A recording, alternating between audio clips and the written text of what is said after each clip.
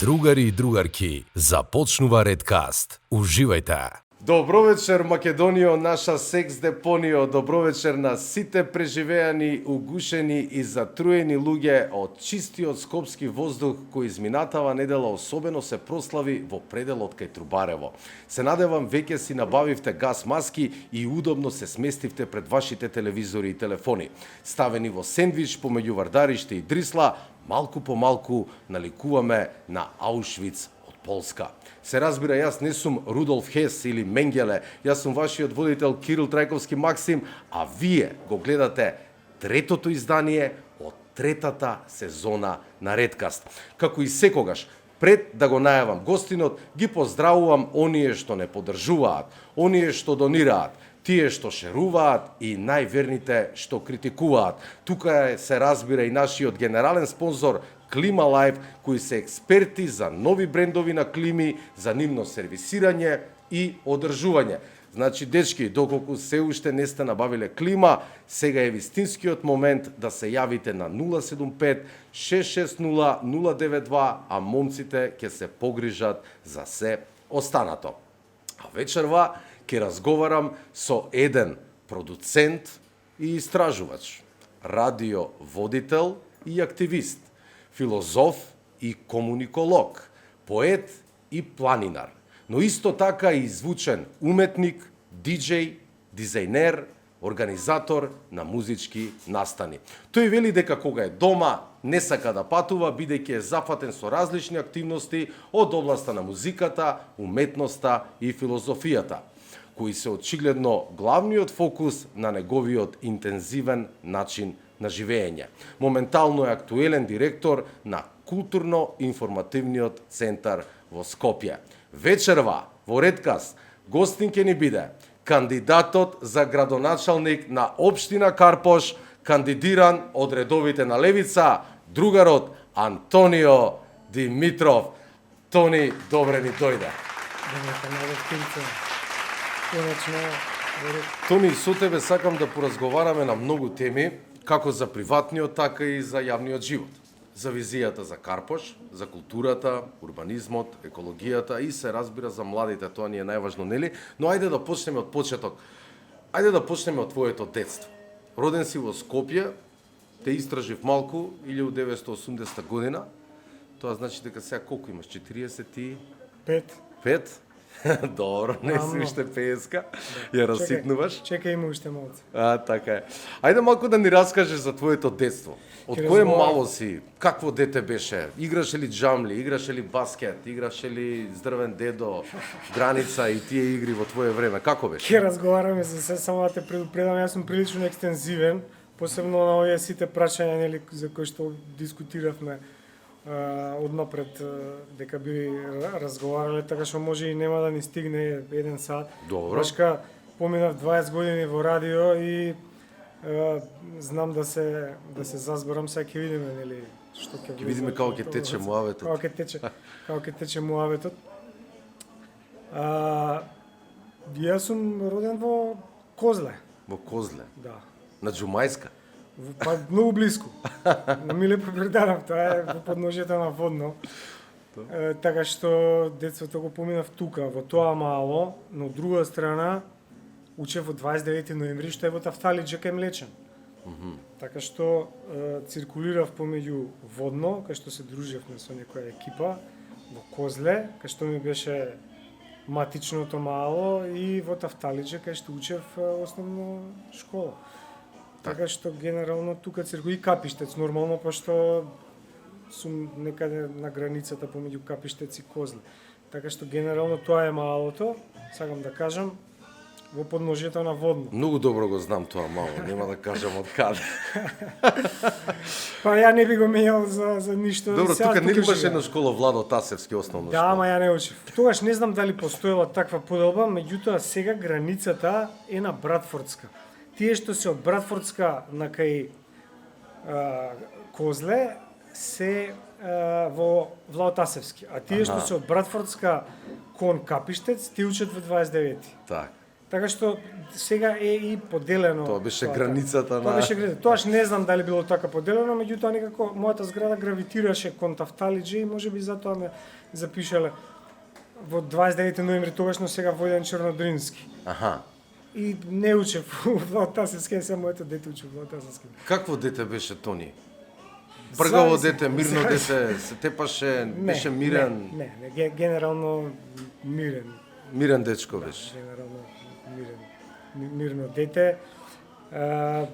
Меѓутоа таков некој истражувачки дух уште од мал, нели со татко ми идевме на водно, ме интересираше како дете археологија, копавме у школски двор, читав Марти Мистерија у основно, така што бев така по некоја интроспективна личност отколку по некоја бунтовна и Добро. Средно училиште каде заврши? Средно учев во Борис Кидрич или војден Правен асистент или економиста? Васил Антевски трен се. Васил Антевски Јас трен, завршив да. таму, не знам дали знаеш. Не знам. Јас сум правник, замисли. Исто Мислам и јас. посредно. Исто и јас. Да. Правен техничар. Да. Учев конституционо право, кривично право, Дактилографија си учев. Каша значи, јас- попара и глумец на крај станам. Види, Нема вест. нема правило. Да. Животот кај ќе те однесе, мене ме интересираше у основно ти викам археологија. Не, чекај да почнеме од почеток. Ајде. Прво нешто што сакав, нели, што ќе бидеш кога ќе пораснеш, беше ветеринар. Аха, значи сакаше Збориме за- животни. Да, многу сакав животни. И сега збориме за возраст 4-5 години, на први мемории се ветеринар затоа што многу сакав животни. Тоа беше првото нешто. После во основно почна да ме интересира археологија. И тоа не видна зошто, затоа што више усредно почна да ме интересира филозофија. И, нели, по некоја логика на нештата, по некаква инерција, јас прво студирав право. Јас се запишав на правен факултет. Меѓутоа не ми беше тоа некоја интимен интерес и се откажав, зашто не можев па да се најдам у такви стерилни рамки, пошто правото е прилично ригидно, прилично стерилно, прилично бубаторско и не ме интересираше тоа и отидов после се презапишав на филозофија и тој факултет го завршив. Так, филозофски.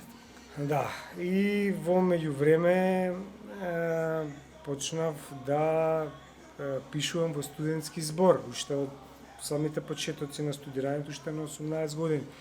Тоа беше студентско списание кое што постоеше тогаш како студентски гласник некаков и почнав да работам во радио уште на 18 години.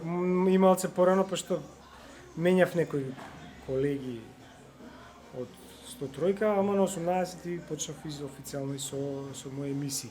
Почнав да ме интересира новинарство, па после завршив и школа за новинарство во Македонски институт за медиуми, во МИМ. Машала. Многу работи. Да, па после почна да ме интересира и графички дизајн. Леле, После завршив па и зато и школа. најавата Да, беше затоа толкова. беше тоа беа интересите, не беа овие Да. нели школски. Па завршив и школа за графички дизајн во СЕМОС. Аха, Да. добро се. Да, па после запишав и постдипломски мастер студии по комуникација и нови И медиуми. на крај што стана? На крај стана директор. И на крај стана. Нормално се очекуваше да станеш Да. директор. Ај малце да се вратиме. Ај добро, докажи се. Прво бев координатор на сектор култура, или Добро. Да. Во Левица. Океј, Па супер. после, да. Ти кога пишуваш CV, брат, колку страни ти е CV? Па е екстензивно, да. Па е само најавата колку беше. Да, ти си копал, гледам, си копал. Таа ми е Да, она малце не. истражив за тебе, се изненадив кога видов толку... Не, таа е неофицијалната. После овие други квалификација. професионални активности, па се друга тема, не знам сега дали. Да, Затоа ти малце. викам, екстензивно ќе биде. Да. Сепак Дај да 20 се вратиме малце, Да. имам едно прашање, ме интересира. Да. Каде излегуваше Тони во неговите студентски денови, кога беше тинеџер? Каде се дружевте? Какво беше Скопје во твоето време? Не дека си ти некој дедо сега па да правиме некоја компарација, ама тој- меѓутоа ти сепак имаш 45 години и си го фатил златното време на Скопје. Да, да. види, у тој период и имаше каде да се излегува и колку и да е таа кратка историја, пошто ја веќе околу 30 години прекинав интензивно да Што се излегувам. ожени или што се деси? Тогаш почнав да идам на планина озбилно и не иде ти едно со друго. И да идеш и да искачаш И да се трезниш на планина. И са бајле да станеш у 5 сати и да идеш на планина. Не дека не сум го правил тоа, со 2 сата спиење да идам на планина, ама не е тоа поентата. Так, Меѓутоа и у тој краток интензивен период на излегување имаше што да се каже и Скопје имаше сериозен ноќен живот во 90-тите. Затоа што јас прилично рано почнав да излегувам, уште у прва средно, и тоа не збориме за она искачање по джуниор журки, туку на техно журки, или тогаш беа 103 журки, во МНТ, после 12. И пошто немаше, нели, од средно, од другариве што ги пуштаат, идев сам. Од друга страна па излегував и со нив. Првите излегувања ми биле во МКЦ на Попрок Фест. Се искачаше во чаршија, оние кафичи во оној комплекс. Лакања, немаш нешто таму чаршија? Не, тоа е касно, тоа е многу касно. Чекај, ја ти зборам за 94-та сега. Извини, брат, ја Ти викам помала генерација. прва средно, ти кажувам за 94-та, рани 90-ти, прва половина. Што имаш у чаршија у твојот? Имаше Джаджо, 20 Кец, Галерија 8 нешто немаше? Галерија 7. 7. Добро, тоа беа постара генерација, овие уметници е Зеро, Шоте, Ацо Станковски, Хинки, тие беа постара генерација. Ние Так. бевме друга, искачавме Джаджо 20 Кец и таму прв пат почнав да пуштам музика исто така на свој 14 години. Тоа сакам да те прашам. Стана и диџеј најнаш. Стана и диџеј на 14 години, пошто искачавме таму и не гледа овој шо и да беше тамо газда или шо и да беше, и не гледа копилјаци, не интересира, вака гледаме шо пуштаат музика, гледаш у касетиве и пуштаат нешто Sonic Youth и ти паѓаш у несвес. И ни вика, дечки, дали сакате да бидете менаџери на клубот? И шок. И викам, шо значи тоа? Па да пуштате музика, да викате луѓе и цела ноќ не спиеш ти утредента со касетите по джебови, фаќаш 50 седмици у чаршија, нели? И така тоа беше првото искуство, нели, на пуштање Супер, на одлично. музика. Тоа е многу важно за еден млад човек, многу, социјализација во секој случај. Многу важно. Што денеска Да. све е преку дигиталниот свет. Да, сега имаше уште неколку кафичи кои што Добро, не е беа толку прилично- битно. Битно е опширно ни кажа дека доста си излагал. Да, имаше доста излегување, доста пуштавме Доста музика журки. и у Скопје, пошто имаше многу дискотеки. Имаше ли многу девојки, Тони? Имаше и многу девојки и сме броеле, искачав тогаш со братучет ми, Тино, и сме броеле у една вечер сме поминувале по 8 локации низ градот кој што 5 биле дискотеки. Ај сега да не ги набројувам, тие што што излегувале прилика таа генерација 90-ти, ги памтат од Силекс, Метропол, МНТ, све, значи 5 дискотеки, Мусандра, 5 дискотеки и уште 3-4 места капана на оно, значи имаш интензивен и плоштад, се излегуваше на плоштад, на кругче. Да. Поранешно излегувавме Форум, СФ. пред црква на форум, се чекавме у 8 сата. Да. Таму се чекавме. Тоа се местата. Од таму и после тргаш и И не знаеш кај ќе се да, разбудиш. Не знаеш како ќе се разбуди. Ајде малце за уметноста. Кажи ми, има ли некој посебен тригер што тебе те натера да влезеш во светот на уметноста? Што те натера да почнеш, ти кажа дека си одел средно, си бил правен, па после на филозофски, ама кој беше моментот, можеби некои роднина ли, можеби твоите родители, од каде ја влечеш таа уметничка жичка? Радиото и телевизијата. Добра, до Музиката- радиото кој те доближи? Па дома, с недела се бајле и секој ден пред идење у школа си иде радио, нели у 7 сат уште оно бунило, иде радио. И недела се знае, нели, детска радио драма и хихириху. Да, и да, тоа да. те кодира тебе од мал. Радиото, Значи имало влијание музичка. радиото Да. врз тебе големо. Да. Што е И окей. Радио, апсолутно, што нели ми остана мене цел живот, ти кажувам 20 и кусур години, јас поминав во радио, а тие први детски години ме кодирале Добро. со слушање И радио. како отиде ти во Радио 103? Само И отиде, тропна од- на врата или некој те...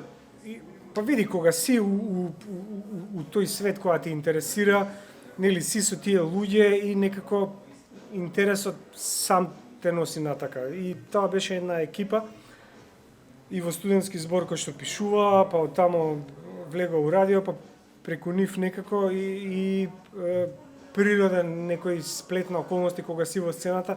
Скопје е сепак мал град, се знаат сите и едноставно некако природно дојде тој тек. И нели ти ги препознаваат жарта, ентузијазмот, интересите и едноставно нели ајде влагај тука.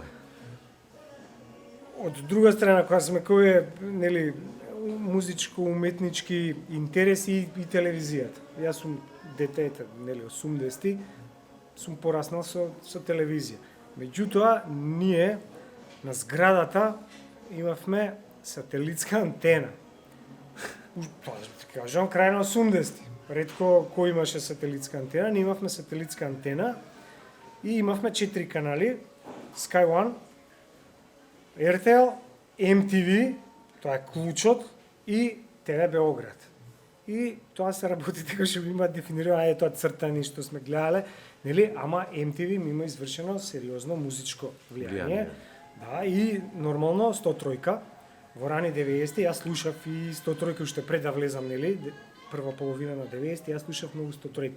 И таму имаше многу емисии кои што беа едукативни. Ја научив од, нели, најнова музика, од алтернативна музика, преку техно до, нели, онаа стара музика од 50-ти, 60-ти, што пушташе хинки, до хип-хоп, што пушташе виджи, значи тоа беше сериозна музичка едукација. Од друга страна, тоа време имаше и списанија, Време забаве, Браво, такви некои списанија кои што исто ги купувавме, Enemy, Melody Maker, оние странски нешто што стига ондека у градски зид едно дуќанче, па сме ги купувале тие списанија. Така што тоа беше еден цел сплет на околности кои што мене ме дефинира музички и уметнички. И кога си веќе у сето тоа, нормално е да влезеш со целата своја жар и да почнеш и да продуцираш, и да почнеш да пишуваш за музика, и да почнеш да издаваш музика. Формирав и неколку издавачки куќи, do it yourself, и да правам собствена музика, и да настапувам, и да пуштам музика како диџеј, така што све е тоа некако поврзано едно со друго.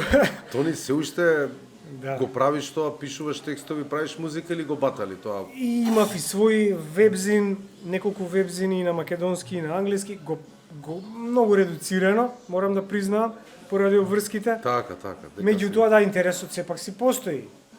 Така што Не се знае, може паќе ти се роди желба година да направиш.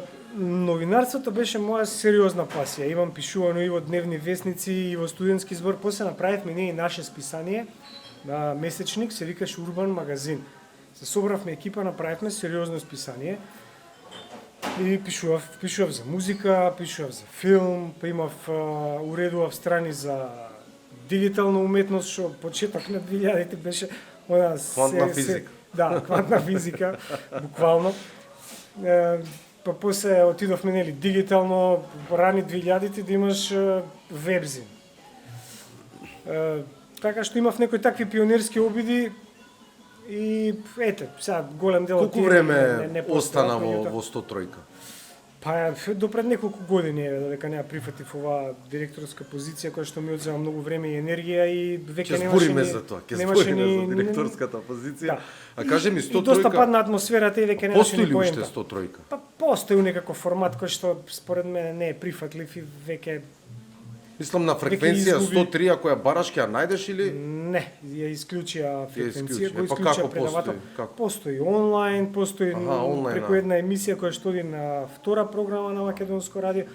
Така што радиото у моментов е прилично скудно, мислам. Зборам како Штета, FM, штета како FM за скала. субкултурата во Македонија, Да. претежно во Скопје, тоа беше локално радио, не е, нели... У Скопје беше, да. У Скопје само Скопје, беше. меѓутоа- Многу луѓе го слушаа, знам дека имаше и протести да се спаси 103-ка и... Имаше и протести, имаше и како што кажав и доста емисии кои што значеа, имаше и журки кои што ги организиравме, фестивали, роденденот секогаш беше со некои артисти од страна, Така. како сериозен некој фестивал. Јан Гац дојдоа 94-та година, доаѓа и други имиња.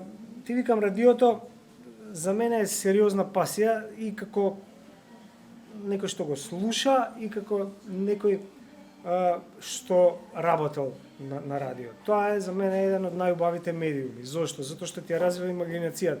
Ја не сум човек за на телевизија, ми сметаат овие фарови, ми сметаат камери, можам да се блокирам. Радио... Не, добар си за сега, не се блокирај.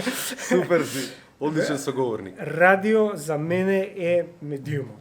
Затоа што, jednostavно, ти ја развива имагинацијата, можеш, имаш креативен можеш да бидеш колку сакаш, со оние радиодрами, можеш да си у пижами, нели, да си легнат. А не мора да и да си мислиш на аутфитот, те разбирам. Не мора да си уфрицан. Да. И телевизија не е мој медиум и затоа мене не ми е јасно зошто сега ова, например, ние што го правиме, треба да е на радио, нема потреба да се снимаме. Радио подкаст. Пошто ја, например, Може ќе направиме нека. Да, па кога пуштам, па тоа е подкаст реално. Кога пуштам ја подкаст, го ставам телефонот у джеп, ставаш слушалици, идам на водно и слушам подкаст. Нема што да ги гледам ја, нели, фаците што зборат, која е диалог. Ова е радио. Ти држи вода му, бе. Ова е радио.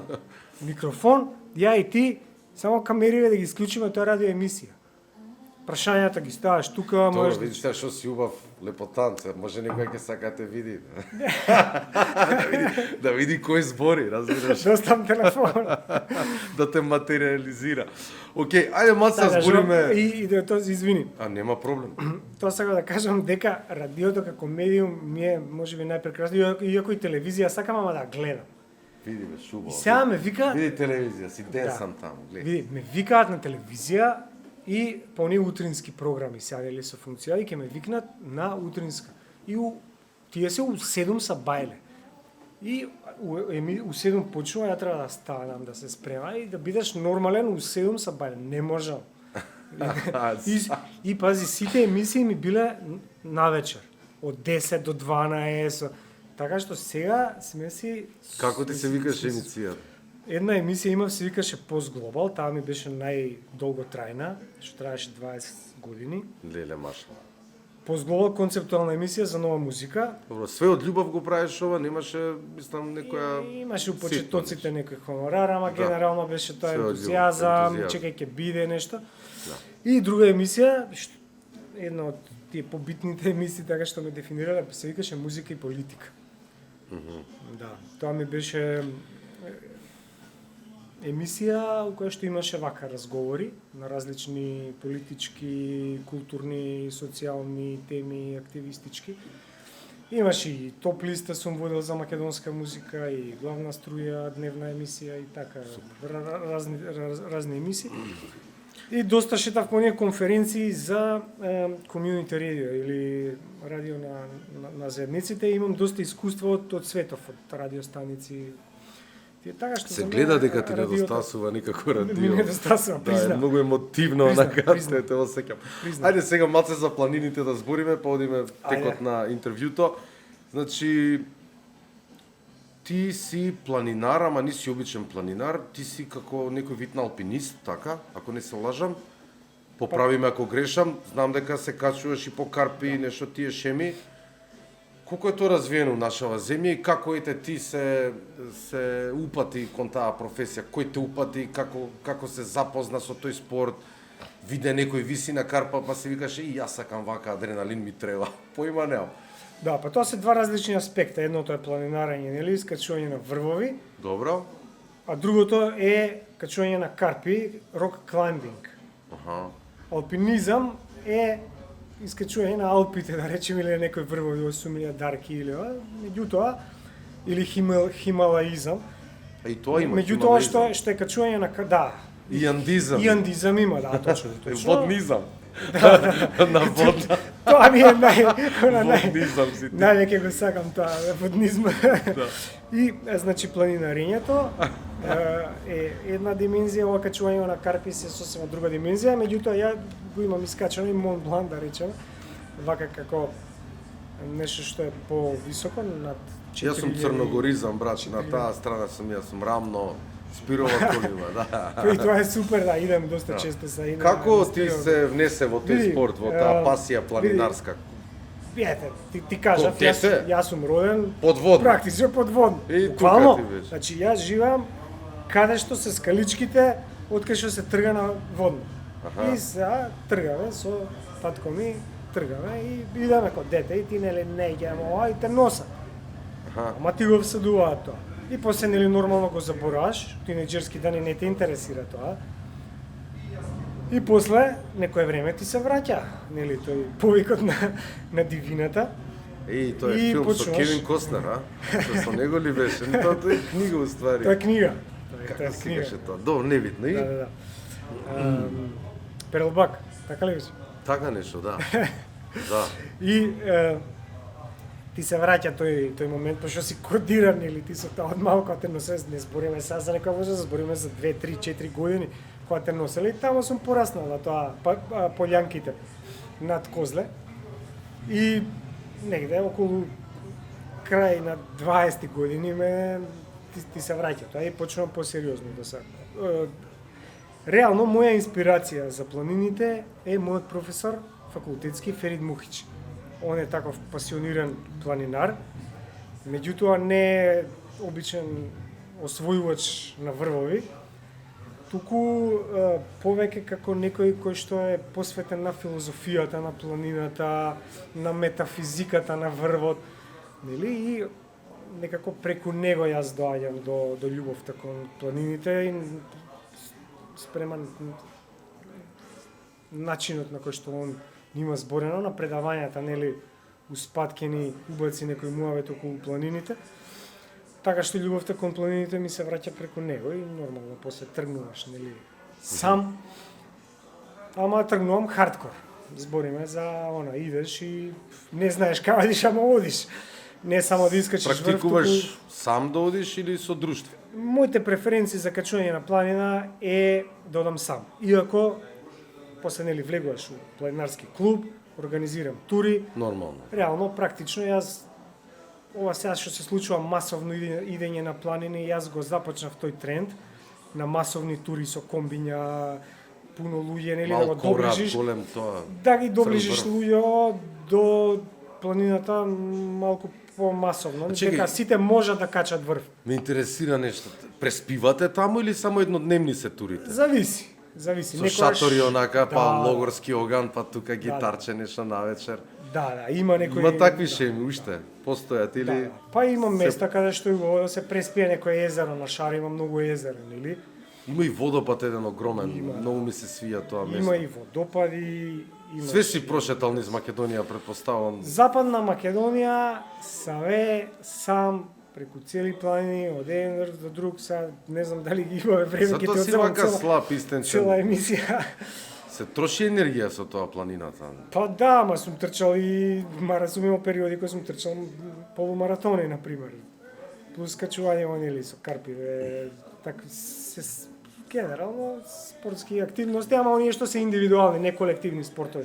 Тоа фудбал, кошарки, тоа не ме интересирало.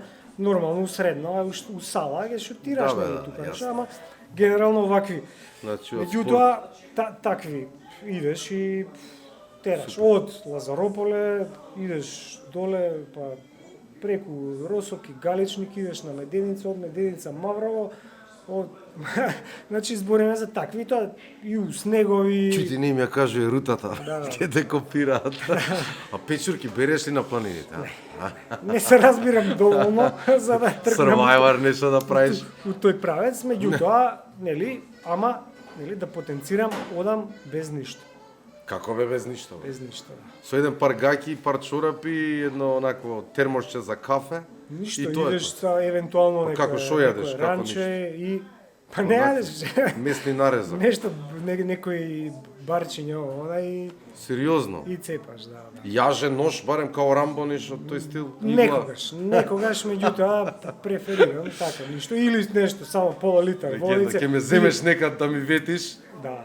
сигурно на пола пат ќе се Види, откажам ја. знаеш ли што е интересно е, пошто Бистра на пример цела сум ја поминала од сегде до сегде. Сите тие села Сите тие села се поврзани, зашто тама се одвивала трговија, нели? Галичник, Тресонче, Лазарополе, Гари, све било тоа поврзано со патеки. И пошто нели оделе со коњи, нели сирењето го носеле за Солун, и има чешми тука. И тебе не ти треба ни вода, не ти треба ни храна, пошто имаш плодови, јагоди, шумски, боровници. Тој фазон. Да, тој фазон. Веган. Да, па јас сум вегетаријанец, знаеш, немам проблем без јадење, немам проблем. Супер. Да, Мислам дека доста кажавме за публикава за тебе и твоите планинарски активности и твојот живот како младич, како дете, како студент. Време е малце посериозни прашања да ти поставам. Доаѓаме до КИЦ, културно-информативниот центар. Скопје. Скопје. Кога стана директор во КИЦ? Која година?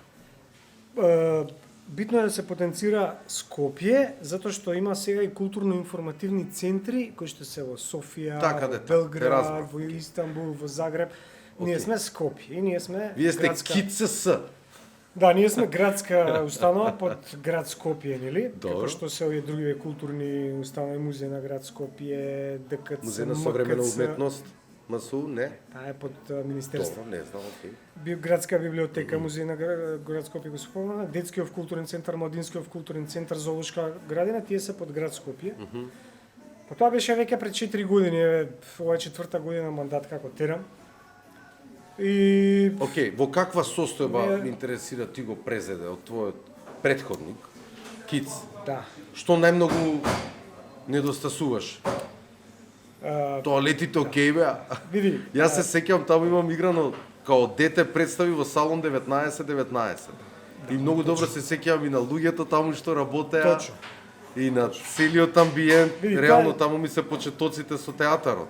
види, тоа е многу битна културна установа, затоа што таму поминал секој што нешто значил на оваа културна сцена во низ историјава во изминатите 55 години како постои КИЦ. Пред 3 години ние правевме јубилеј 55 години постоење. И тогаш правевме неколку изложби, една беше од уметничко од депото и ги извадивме плакатите кои што тогаш рачно се штампале горе на сито штампа, имаме графичко студио. Динка, познатиот графичар што има основано одсекот за графика и познатиот дизајнер, што ги има правено голем дел од логоата што ги гледаме околу нас во Македонија. Има штампано на сито штампа, значи на рака ги штампал и ги извадивме си. Во КИЦ имаат поминато сите битни фаци од било кој сегмент на уметничкиот, филозофскиот живот.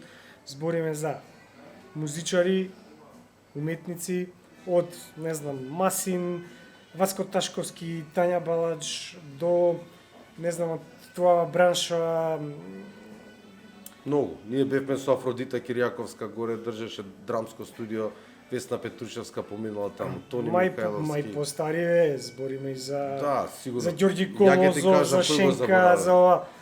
После збориме за музичари. Мите Грозданов го забораваме. Сите. Да. Музичари. Он беше таму. Стефан Миленковиќ, Погорелич свиреле таму.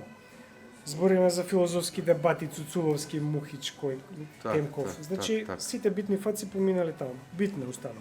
И да, имало ете такви некои. Ние сме КИЦ го организирал дочекот на Нова година. Штафетата. Постојање на знамења. Сите тие работи покренили своите активности. Сега организиране 13 ноември, организиране Open Air фестивал.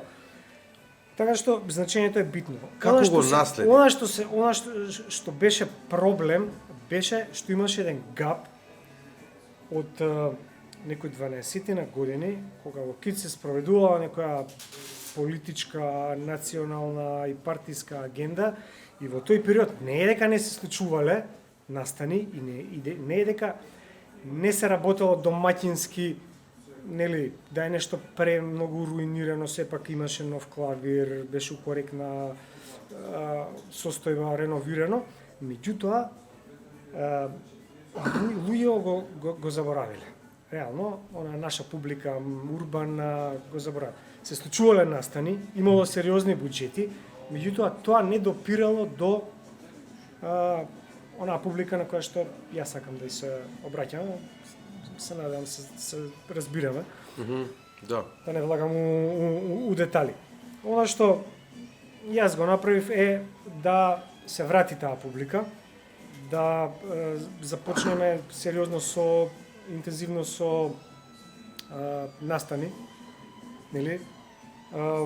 И да ги запознаваме нови генерации, пошто во тој меѓу период веќе се смениле генерациите кои што заборавиле дека КИЦ постои и дека има таков капацитет. Што ние имаме, нели, концертна сала која што е прекрасна за такви камерни концерти, прекрасни галерии, две класични галерии, продажен салон, графичко студио, така што има сериозен потенцијал за уметност и греота е нови генерации да не го искористат. Тоа биле културни центри правени по стандарди. И имаш све. МКЦ се обраќа на младите, ние се обраќаме на академската публика, на академски уметници, академски музичари, нели клавир, класична музика, продажен салон на за академски сликари, таа шема, а ДКЦ се обраќа на децата, нели. Така што све било тоа осмислено многу добро во социјализмот. Да. Меѓутоа, нели, после тоа отишло куд кој, нели. МКЦ, знаеме што се случува. Кочорацин да не го забораваме, тоа е градска установа. Прекрасен културен центар. Тоа е најдобрата, според мене, тоа е најдобрата клубска концертна сала во Македонија, како што КИЦ е најдобрата камерна концертна сала со најдобриот клавир во моментов во Македонија, можеби после Филхармонија. Кочорацин има најдобрата клубска, за некои 300-400 луѓе, ако се сеќаш, беше еднаш клуб Колосеум, па беше концертна сала. Сега тоа се распаѓа. И ти имаш средно школа од спротивната страна. Збориме за дом на градежници. Добро. Кочорацин. Да. Ти имаш средно школа од другата страна и наместо тоа да врие деца да прават. Се запали еднаш, ако не се лажам. Појма нема, ама се распаѓа, нема вработени, нема. Да, тоа е Карши Јосип Броз, за Тој тоа е Карши збориме, Јосип така? Броз, дом на градежници. Прекрасен простор. Тоа као диско го памтат сите најмногу, мислам моја Ама генерација, добро диско беше.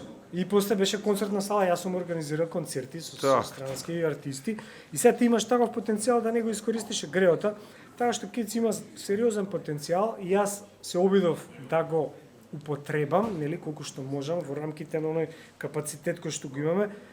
За несреќа нас ни се погоди политички, па е некоја многу незгодна ситуација, која што ме оневозможуваше да се опуштам и да го искористам па мојот ентузијазам докај што можам. Иначе ќе постигнев многу повеќе. Што сакам да кажам? Сакам да кажам дека се погоди прво некоја генерација на луѓе вработени пред 40 години се испотиде у пензија. Останав без кадар. Се погоди ова гарнитура во град Скопје од која што зависи. Значи тој совет во град Скопје. Се почна се крати буџет, мизерен буџет. И во тие услови јас сепак успеав колку толку да го извлечам максимумот. И од тука доаѓа за тоа што следно ќе те прашаме за фестивалот Звукот на Скопје. Тоа, како што зборнавме малку, постоело, меѓутоа не со тоа име.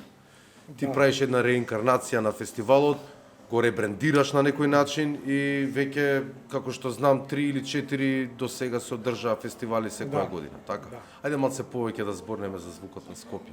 Знам дека таму сакаш да вметнеш и да промовираш алтернативни бендови, пред се артисти, луѓе кои што не се толку достапни, да речеме, комерцијални пејачи или некои бендови кои што сите ги знаат, туку гледаш да извлечеш од зајачка дупка, што се вика, некои луѓе што се стварно добри, а што ретко може некој да ги чуе. Да, Звукот на Скопје е практично продолжение, јас го земам така како континуитет на фестивалот Звуците на чаршијата. Фестивалот Звуците на чаршијата го започна МКЦ и главна цел беше враќање на животот во чаршијата, затоа што по 2001 малку се запусти тој дел и нели не одеа луѓе, се плашеа, некако прекина и тој ноќен живот што ти го зборам, пошто ние сме искачали од чарши у 90-ти, тоа нели Добро, најверојатно после војната После тоа војната се сакам да случува, кажам, да. И малку се запусти. И сега идејата беше нели пак тој соживот, малку да се врати животот во чаршијата и така започна. И после нели тие колку беа 18, 19, колку беа више отприлика толку изданија, јас сметав дека тој фестивал си ја заврши својата работа во смисол на тоа дека животот таму се врати реално.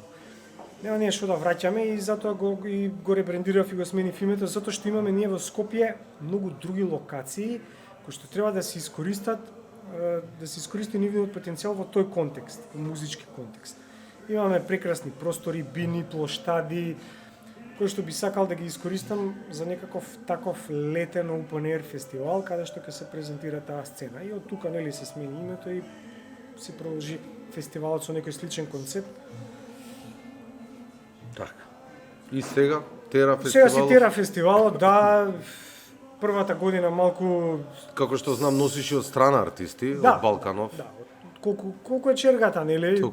Да, окей. Беше и констракта, нели, у моментот кога требаше да биде, ја видовме у Скопје, беше Натали, еден надоаѓачки бенд фин од Србија, свирија Тони Кетановски, Љубојна, Фолтин, Дина Јашари, Ислам Дина Јацув, Јашари, исто така и Хајка, овие Гола планина. Зарина колективот. прва севда. Зарина свираше, ево ги сега Да, Педро да, да, Хоризонте, новиот бенд на ПЦ Супрех Икс. Само така што- мене не ме викна да свирам. Како? Добро. Сега пред камера. Па, окей. Ајде сега малце за кандидатурата за градоначалник за општина Карпош. Што те натера да се кандидираш да бидеш градоначалник на Карпош од редовите на Левица? Види, јас потекнувам од тие некои праструктури на Левица, уште пред да се формира партијата, нели?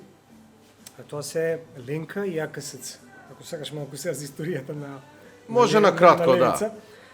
Тоа се АКСЦ, автономен културно-социјален центар. И Ленка. И тоа беа некои луѓе кои што беа измешани меѓу себе. АКСЦ, ја бев дел од АКСЦ, ние се бавевме со културна проблематика и социјална проблематика, а Ленка се бавеше со социјална проблематика и со политика, со политички проблеми. И ние практично формиравме еден културен центар, автономен културно-социјален центар, по примерот на оние сквотови што ги има по светот, нели, кај што се мешаат социјална проблематика, политички прашања, култура, организиравме изложби, дебати, филмски проекции. И практично така почна мојот, нели, активистички момент, каде што, нели, практично имаат започнато и Хактан и Димитар.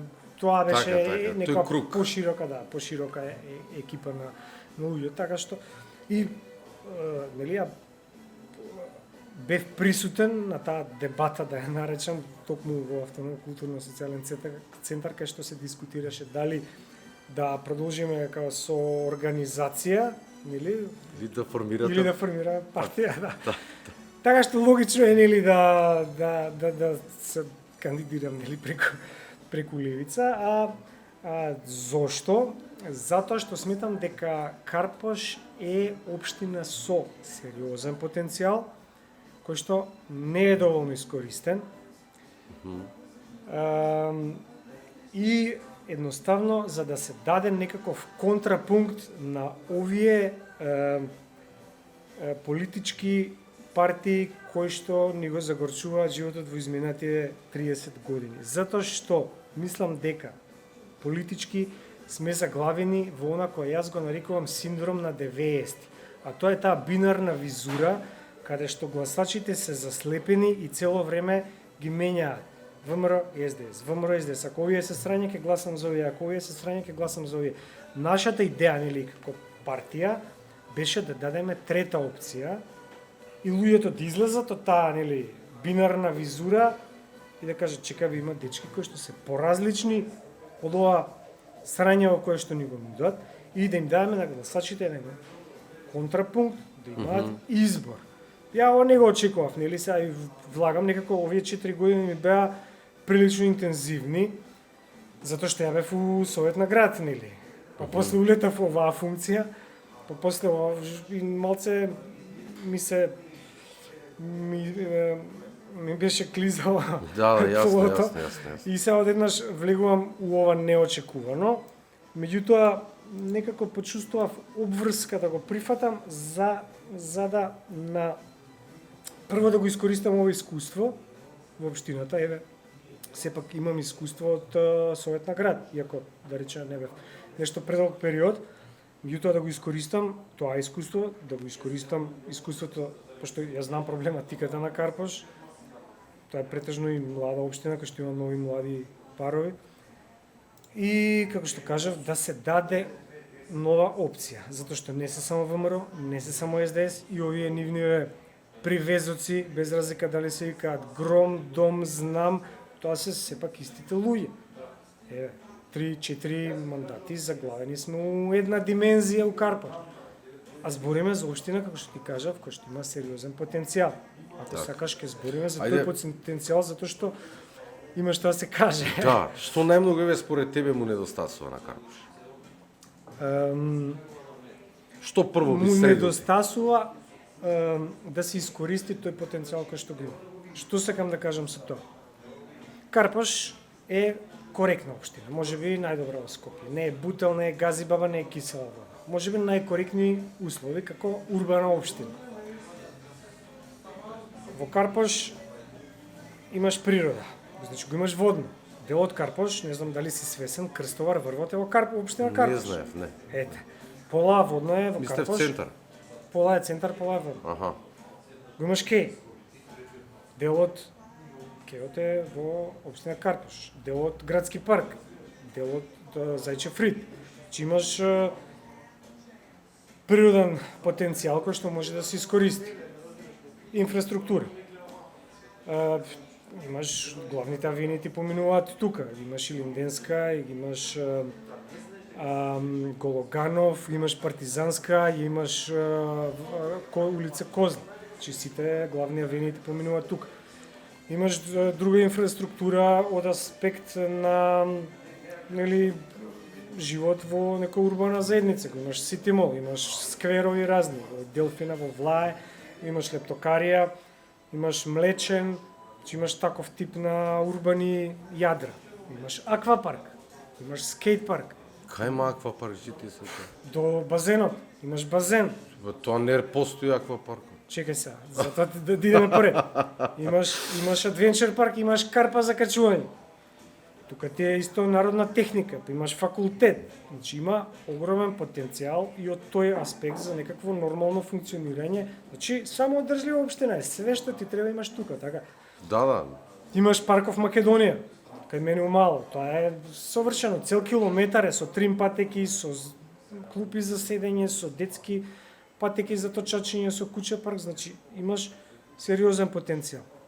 Проблемот е што тој потенцијал не е искористен. Скейт паркот руиниран. Аквапарк прекина лани да работи, идевме летово пробиштип да се избањаме, немаш кај да се избањаме. Базенов добра е што не ни падна на глава, почнавме на пливање да идеме. Нели го затворија. Борис Трајковски сала. Борис Трајковски ке паднаше кровот, нешто имаше проблем, го затворија. Да. Партизан. Имаш Партизан, салата не се отвори поради некои конфликти помеѓу министерство и општина. Дел од овие работи не се под општината, под во ингеренција на општината, меѓутоа ти се во самата општина. Да. Ти мораш да имаш комуникација за да ги решиш. Сакам да кажам дека ние ова домче, што го викаат домче, нели, што руинирано кај што се собираат бездомници, наркомани. А ова Значи, фабрика во Хром, Тоа е Купром, да. Купром, тоа спаѓа под Карпош, така? Не, тоа е во Хрома, Хром спаја по Ѓорче, Така? не е ни во Влае, да. Некако така се поделени. Сакав да те чепнам, што со тоа, ама Леле, добро. тоа- Тоа ќе го прашам другиот. Тоа каков културен центар. Тоа е многу добро место, а сега стои распадната катастрофа. Тоа, па знаеш што ни беше уствари нас поентата со АКСЦ? Да направиме таков, да сквотираме простор таков, дури идевме да го гледаме, се пикавме таму да го гледаме, да направиме таков по примерот на Метелково Љубљана, Пекарна у Марибор, ЦК13 во Нови Сад, Инекс филм во Белград. Сегде сум бил по тие места, искуствата ги има. И тоа ни беше идеја. Ние немаме закон за сквотирање и моравме да изнајмиме простор. Така, И да се вратиме на искуство Карпош. да ги, значи, Карпош има сериозен потенцијал. Меѓутоа, идејата е тој потенцијал да се искористи до крај, да се направи, да се реновира простор за културен центар. Бидејќи буџетот е сериозен. Тие програмата, ја тие донесов, ако сакаш да дзирнеш, има некои ставки, нели тука некои столбови врз кои што ќе заснуваме програмата, меѓутоа главната поента е таа инфраструктура која што веќе постоечка да се искористи, да се реновираат тие простори и тој буџет да не се расфрла во нови градби, затоа што нели од 4 години колку можеш да изградиш. Меѓутоа, еве ние и во Скопје, за Скопје можем да зборам, овој потенцијал кој што го имаме ние да се реновира, ние ќе имаме Европски град на културата. 2028. 2028 е... Тоа е за 2 години. Тоа е за 2 години. И министеров отвараше некој културен центар во аеродром и вика, ние ќе направиме до 28 9, 10, 11, 12 дома чекаме од се. Тоа ти се 2 години. Една јавна набавка, процедурата веројатно знае колку трае еден тендер. Па ти тоа треба да го изградиш, да најдеш фирми и да го изградиш. Па технички прием, па опремување, па програма. Нема шанси. Доволно е. Тој потенцијал кој што го имаш. Еве ти, Кочо Рацин се распаѓа. Вложи нешто у КИЦ. Вложи нешто у МКЦ, у библиотека, у музеј, овие музеи што ги имаме, нели, музеј на Македонија, ова, и ти имаш веќе Европски град на културата. Не ти требаат тебе нови, баш како Само треба да ги подсредиш, имаш, да ги стегнеш. дали знаеш дека во Затоа што ако Киселова почне да се гради, нема нема ни да шанс. се стигне. утре ти е, тебе реално технички утре ти е 28. Порано се градело во секој општина имало културен центар. Имало во Флаје кино, имало културен центар во Карпаш и Сега. кино, во Кисела вода, во Сингелич, Бутел. во Чаршија, во Бутел, секоја општина, во Драчево. Драчево, Да. секоја општина си имала културен центар. Поентата е таа пракса да си продолжи да си постои. Зошто да нема и во Карпаш.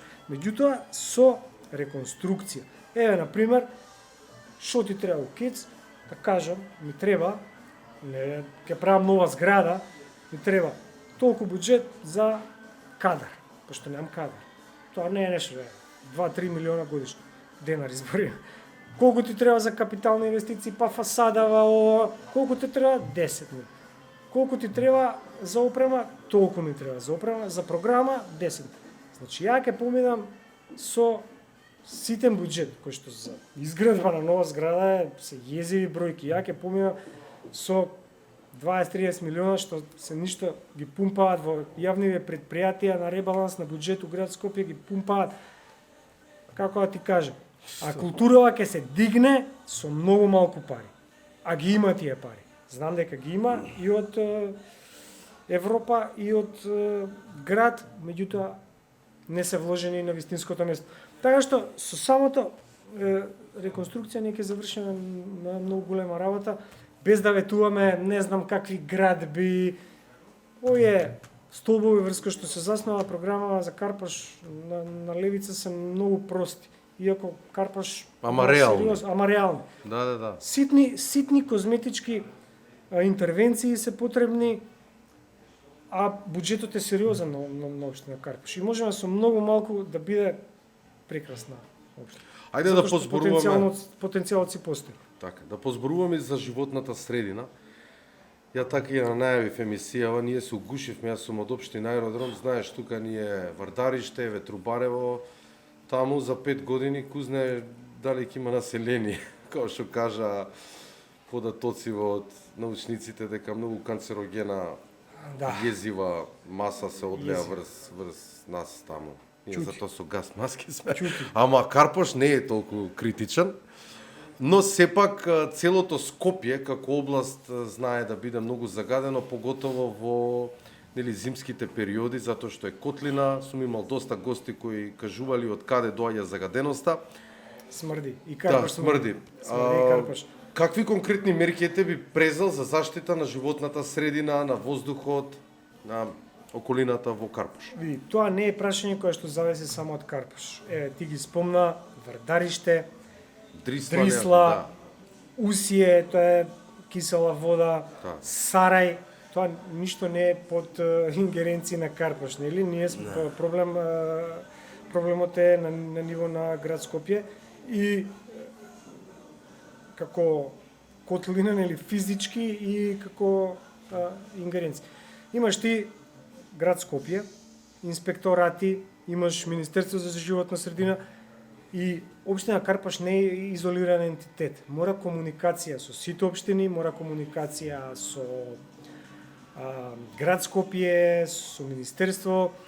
Наше е да ги лоцираме оние диви депонии кои што ги има. Морам да признам Во дека Карпаш има? ги има. Сериозно. Да, па тука покрај Кеот, под Кале, значи има моменти кои што кај што има околу Борис Трајковски тука има депонии да ги лоцираме. Тие инаку тоа загадување и нормално оние стандардни мерки поттикнување на нели приклучување на топлификација, субвенционирање на клима уредите, пошто види да бидеме реални, јас живеам во тие мали улички кои што не се на топлификација. И гледаш од кои куќи смрди. Не е од тоа загадувањето, не велам тоа, нели знаеме од кај. Зарем се уште се греат на дрва во Карпаш? Да, тие бараките да. Бараките да. Се уште се греат. Не се дрва тоа, извини. Не се дрва. Пелети. Знам што е дрво, не знам што е, ама не знам што е, ама сериозно смрди. Да, и гледаш од која куќа дека смрди. Каша. Да.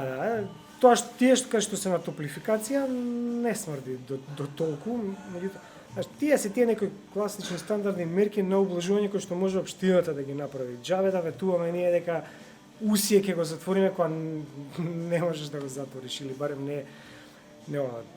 Тука ти е Охис кој што е сериозен загадувач на друго ниво. Линдан. Жива Линдан. Балон ставија таму, божем ќе го вадеа Линданот. Ништо, брат. Добро што сме живи. Ајде да збориме сега малце за младите и младината на Карпош. Каква улога гледате за младите во Карпош? Што би направиле за да ги задржите тие луѓе во општината, да им дадете шанса да се вклучат во креирањето на локалните политики? Па види, ако Карпош е една нормална, функционална општина, младите нема да бегаат така. Тие се општините, аеродром Карпош, така по-урбани, каде што доаѓаат млади фамилии и нели доста се гради во последните мандати, нели доста се гради, па има прилив на нови фамилии. Меѓутоа доколку инфраструктурно е функционална, секако дека ќе останат младите. Мојот фокус, фала Богу, ќе биде на културата, спортот и Мали младите, на пример така. простор за младински културен центар во Карпош? Апсолутно. Тоа е приоритетот. Сега нели не знам дали знаеш дека има бина како школка која што е кај Александар Палас у паркот, у градски парк. Сериозно? Дека има бина тука. Која што не се користи ете. Таа е под град Скопје. Град Скопје ја направи. Да. Ја кога бев у Совет ја Добро, тоа е стариот дел на паркот. Тоа е стариот дел Ако на не се паркот. лажам. Кај Паркингот што беше кино, автокино што правеа порано тука, нели? паркингот од кај Од Палас, институт за сточарство тука има. Готово. Да. И тука има нова бина. Не знам дали знаеш дека има амфитеатар на Кеј. После кај Карпал, амфитеатарче за седење и доле на Вардар има како рамен простор кај што може да се прават изведби. Тоа е неискористен потенцијал, пак ќе кажам, доколку се искористи нели на младите да им се даде. Нели има ова Карпашово лето фестивал. И сега нормално се менја, зашто да не го прошириме тоа на различни локации, на младите да им се даде уште повеќе простор.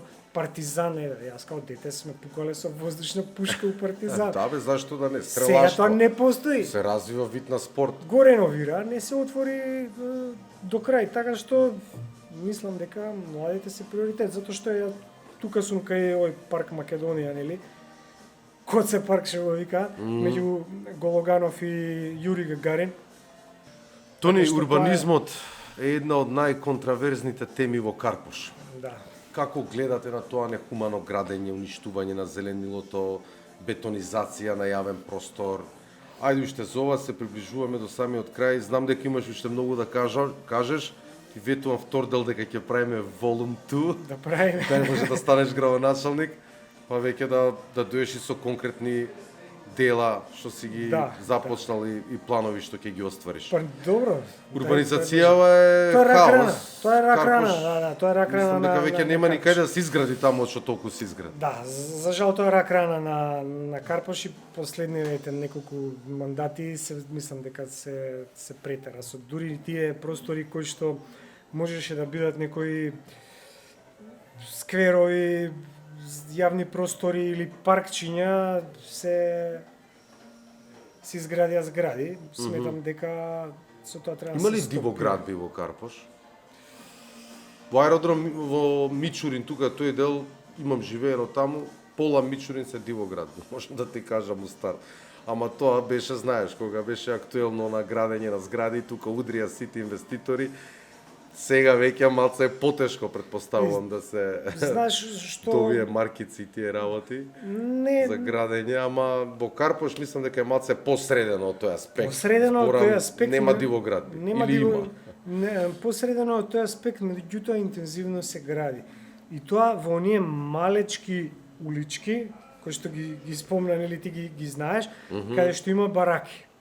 И сега ти на местото на една барака, лепенка, нели, кај што живееле они фински бараки, нели? Дигаш зградетина. По земјотресни, во кој што инфраструктурата не била планирана за тоа, кај што живееле две фамилии, нели, во една барака лепенка. Да. И кај што живееле две фамилии, ти градиш 8 стана и 8 стана, нели, оние мали зградички, каде што имаш сега 8 фамилии, се оптеретува атмосферска канализација, човек. Инфраструктурата е истата. Се оптеретува водовод, се оптеретува канализација, паркинг немаш, тие се блокирани од двете страни.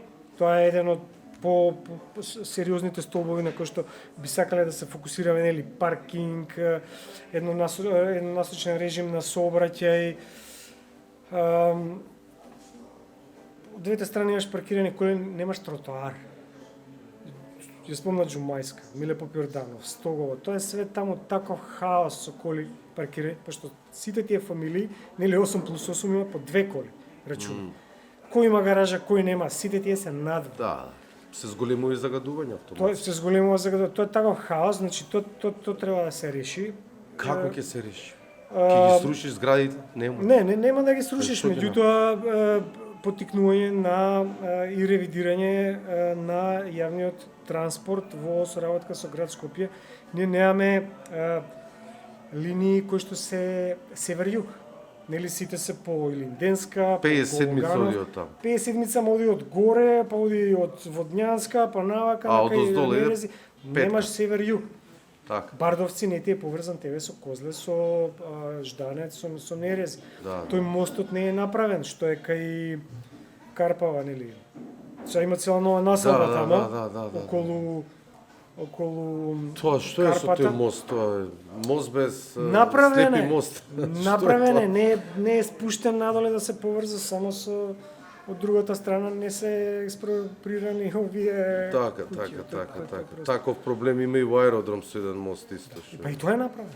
Да, направен, ама не води никаде. Па и Тога ово за исто, крај. да. По што сакаш да те паметат жителите на Карпош доколку ти ја дадат довербата и станеш нивен градоначалник? Што ќе направиш, во што најмногу ќе се вложиш? Кој тамо да гледаш у таа камера и така си симпатичен дечко. Немој ти рековме да спунуваат камери од микрофонов, Замисли се на радио, брат. Ке се кријам позади микрофона, да. Да и поклонче ти даеме, че и да не заборавиме. Поклонче, ајде. Обавезно. Ти од редкаст. Чашичка една од редкаст. Супер. Да. Види, јас Носи си ја на планина, чајче таму. Види, ја не функционирам без кафе, така што ќе се користи. Овака, да се гледа, брате, Марче ке не кара. Ти знаеш која камера не снима. Да. Ја не функционирам без јако еспресо од Сабајле, така што ќе се користи. Дупло, Верувај. тродупло. Казвај сега, Види. момче. Види, јас ќе бидам задоволен доколку граѓаните се задоволни од мојата работа на крајот на мандатот. Како што кажав, нема да ветуваме брда и долини. Ова се реални проекти, имаме волја, имаме ентузијазам. Партијата стои позади мене, гледате пратеници што прават, тоа што го правевме во Совет на град, тоа јас што го правев во КИЦ. Ако тоа успеам да го применам и во општината, тој потенцијал, тој мој ентузијазам, волја, визија и капацитет во општината, и ако успееме да ги реализираме барем дел од овие проекти, и нормално она што е започнато да има континуитет, затоа што ние патиме од немање континуитет. Доаѓа друг градоначалник, а не, ја ова рушам, не е од мојата партија, ја ќе го рушам, почнувам од почеток. И тоа е голем проблем и нормално соработка со другите општини и со град Скопје. Од друга страна, многу е битно, кога веќе се обраќам нели на публиката, многу е битно да добиеме што повеќе советници. Зошто го кажувам ова? Затоа што денеска како граѓани, нели, пред се, ние сме жртви на токму на тоа мнозинство во Советот на град Скопје. Тоа треба да се поправи и во Карпаш, без разлика кој е градоначалник, нели, мора да има мнозинство во Советот. Исто тоа се однесува и на град Скопје. Не само како јавни установи и јавни предпријатија, ние како граѓани овие 4 години бевме жртви токму на тоа ситно политиканство, задкулисни игри во Советот. Такви некои ситно партиски интереси, што ги кочат сите работи. Што ги кочат сите работи. И затоа ни е потребно и мнозинство во Советот. Јас се надевам дека ние како левица им даваме трета опција, тој контрапункт нужен, и дека малку по малку ќе се менува таа бинарна визура за која што ти зборев, тој синдром на 90-ти, дека конечно нели ќе ни дадат поддршката, ќе ни дадат шанса и дека ние ќе ја покажеме таа на терен. Одлично кажано. Драги гледачи, се надевам дека Антонио Димитров, кој што е актуелен директор на културно-информативниот центар Скопје и кандидат за градоначалник за општина Карпош од редовите на левица, го задржи и го привлече вашето внимание. Карпошани, еви апел до вас, гледайте го овој подкаст, доколку не сте го гледале, свртете го од почеток да видите тонка што се кажа за мене. Ова едно исцрпно интервју, имаш уште многу да збори, меѓутоа ќе го прекинам тука, му ветив дека ќе направиме и втор дел кој ќе дојде како градоначалник, ако сака да дојде, тогаш се надевам ќе дојде. Кажа секретарката. Да. Термин да ти. Тоа е тоа, се одјавуваме тука, ви благодарам за вниманието и се гледаме во наредниот редкаст. Бидете поздравени и само храбро, главата горе, без газ маски со ночери на фаца. Поздрав,